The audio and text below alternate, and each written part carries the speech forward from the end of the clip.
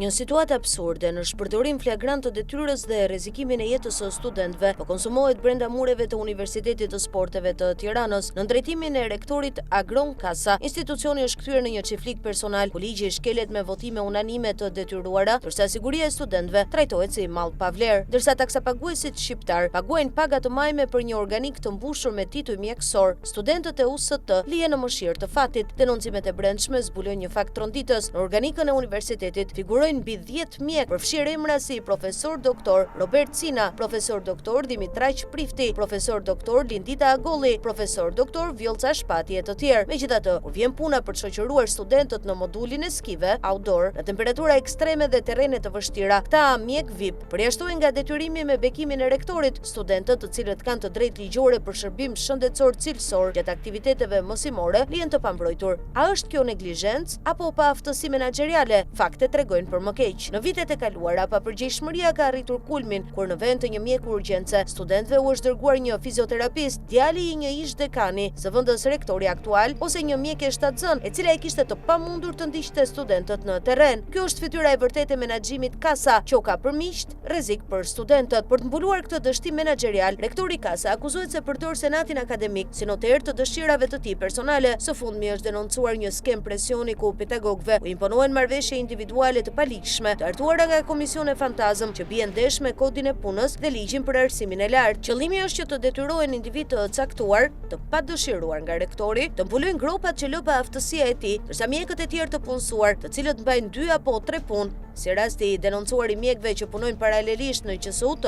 të vazhdojnë të qetë. Kjo skem shkon deri aty, sa ndryshojnë rregullore dhe vendime senati ad hoc vetëm për të goditur pedagog të veçantë, ndërsa të preferuarit e rektorit shijojnë privilegjet e mosndëshkimit.